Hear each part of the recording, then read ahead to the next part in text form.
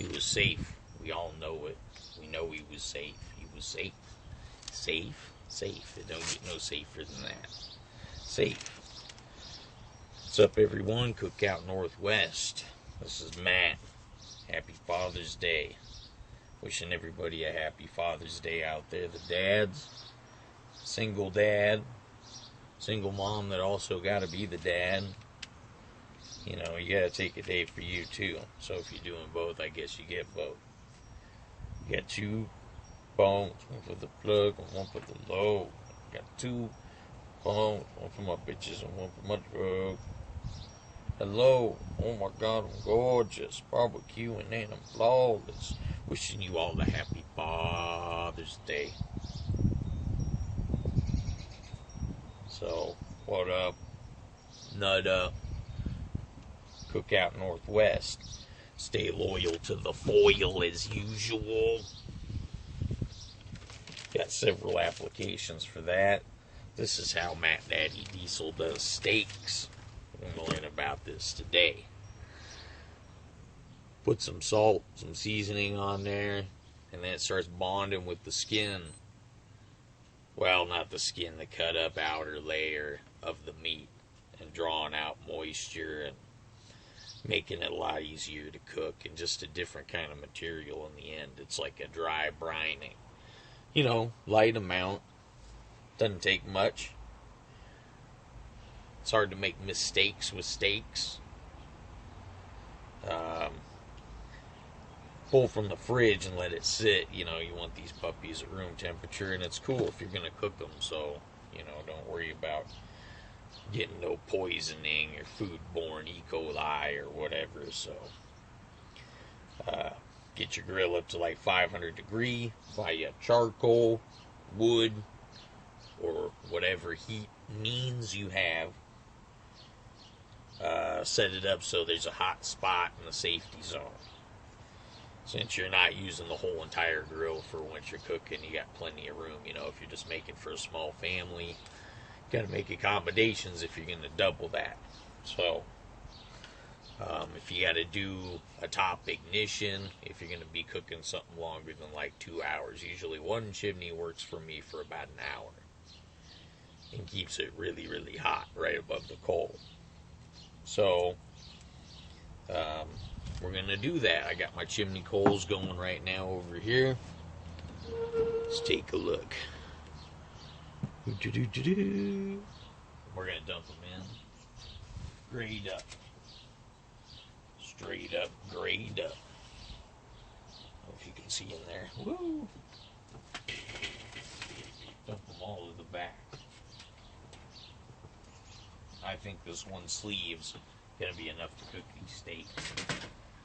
So, 40-minute steak, maybe 45 minutes, depending on how long you want it. And that's the whole process from once you've taken them out of the fridge. Put on the salt and your seasonings. I did that about 10 minutes ago. So, you know, within a half hour or so, these will be ready to go. You're talking about 3 minutes where it's super hot on each side, and then you just let them sit in there 20 minutes in the indirect heat, and then you're pretty much ready to go. You can baste it with butter in between if you want. There's all kinds of options. So put this on, let it heat up. Now the side of the grill, it's, you know, wasn't cleaned all the way from the last time, so that's the side you want to put over the direct heat, so it gets hot first, then you can use your brush to clean it off. We'll go with this. I got my 50-50 canola and olive oil, EVOO, what have you.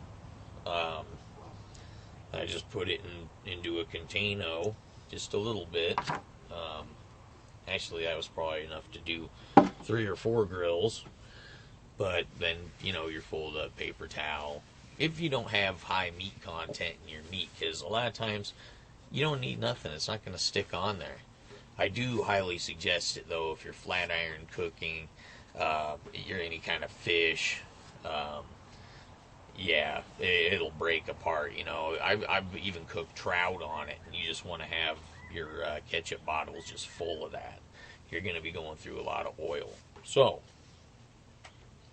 That being said, let's go over here, grab this, the good old bingo brush. So, cleaned up like a whiz. A lot of it's already there, so let that heat up a tad bit more. You can hold your hand over it for like 3 or 4 seconds. It's still not hot enough, but I mean, for me, yeah, it's pretty damn hot right now. So, after a few mementos here, we're going to be rock and rolling. Ayatollah rock and rolla. Basically, after that, I do. When you ever take a steak science class from a chef, they'll explain to you how there's all this suspended liquid inside, and as you flip it over, you're just changing the gravity, going up and down. You're heating up that material, it's going up and down, but then you want it to stay back in place. So once it's fully rested, it's pretty much the water molecules have stayed generally in the same area the whole time cooking. You cut into it, and it's like, whoa. Juicy, mofo's juicy. So, you know, depending on the cut of meat you get, and the thickness of it. I mean, you can cook flank steaks like this. You're just gonna be flashing them, you know, and then just cut them against the grain, and then they'll still be juicy. They won't be chewy. You know, any cut. There's many ways. So, anyway, over here. Back to our little steak cookery.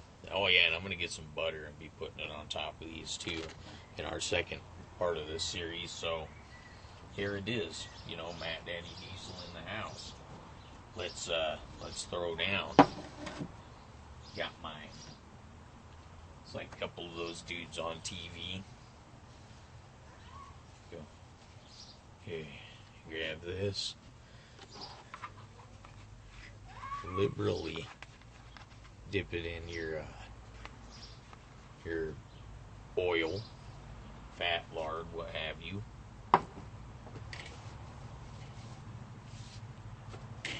And it does clean the grill, so it's also a good aspect of it. Look at that. I wouldn't have wanted all that in my food and such. So throw that in my discard bin. You always want to set up your area too with a couple of, you know, a quarter cap full of bleach in a gallon of water, and you got it there. You can clean everything. You're good to go. You know, I try to get mine most of the time, but hey, sometimes you forget it. Sometimes you don't have it handy. But you definitely need somewhere to throw away garbage. And then if you got little dogs and stuff, you don't want them coming up and eating that crap. So, you know, make sure you at least got a spot to ditch it off to the side or on a plate even. Plate, you can even use a plate as a garbage can. So, this is the part one. Let's throw down. It's totally changed, like it's more leathery on the top here. You want that seasoning to really mix with the actual meat itself. Bond. Become strong together. So, yeah, that puppy was super hot. Go like this. And my coal is graying up really super fast. So, what I'm going to do is do from a bottom ignition, make it like, you know, a 5 on a dice where you go duke, plant, and put your coal in that sort of pattern, like a 5 on a dice. So, domino, you know, 10 bones. That's how we do it. Because when we do it for life, like a 7-day habit.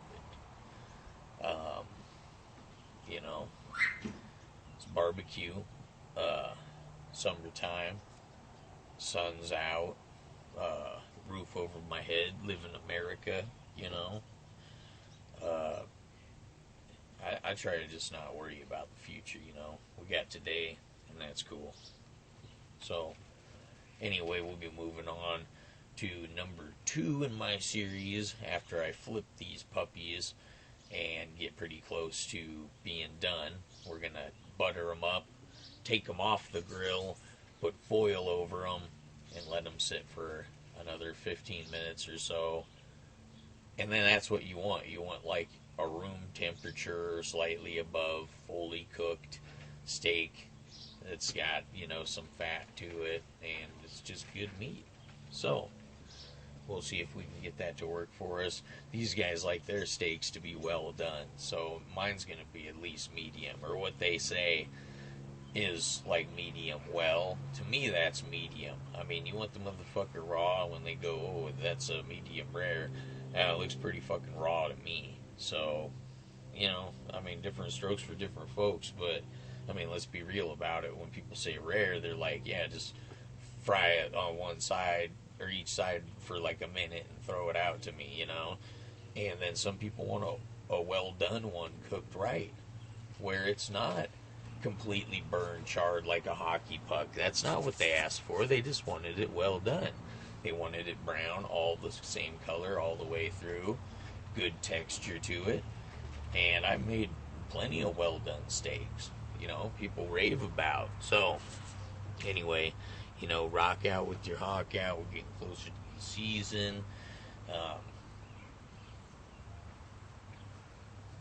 Peace. It's your boy Matt's. Cookout Northwest. Yo.